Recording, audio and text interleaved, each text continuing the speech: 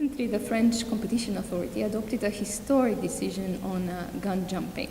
I call it historic because it is perhaps the first time when, with the exception of some US cases, when a competition authority deals with the issue of information exchange of sensitive information in the context of mergers.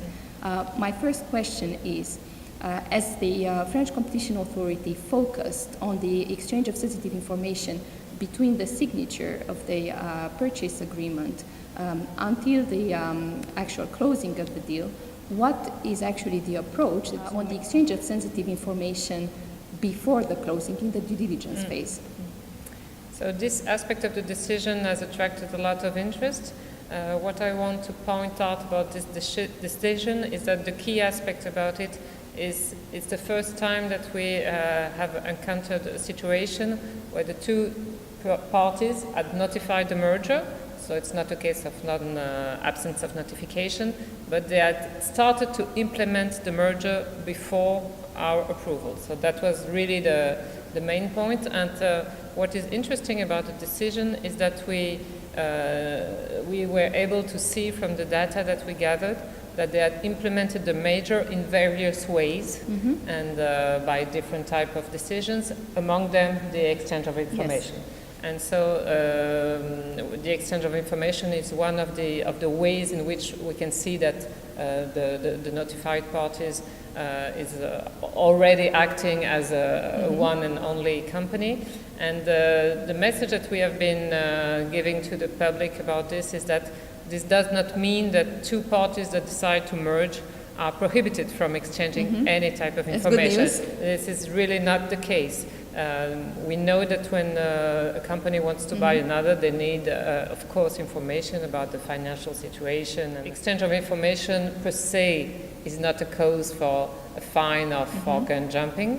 What is prohibited is for two companies to act as one before the merger has been approved. So that's the key principle.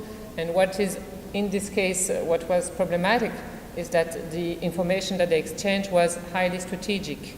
It was really a very sensitive information about very recent, very detailed, and very implying all types of business and strategic matters. So that's why we took it into account in our decision. And we've been explaining to the lawyers community and to companies that this doesn't mean that they cannot receive any type of information during the merger process. So that's not the case at all. Then shall we understand that there is no legal presumption that an exchange of sensitive information per se breaches the law? Yes, this is not sufficient per se. It's always on a case-by-case that you want to appreciate what type of information and why was it exchanged. And of course, if it's a general type of information about finances or whatever, per se, this is not something that should be worrying. So what is important also is that the two companies have a clear view of what they are trying to do, and maybe that they reflect in advance to what is something that could create a problem and what is something that is not problematic. And there is this gray area where maybe if they want to be cautious, they will avoid any type of strategic information, or also they will be thinking about specific procedures that preserves the transfer of information to, for example, the teams that are dealing with commercial business.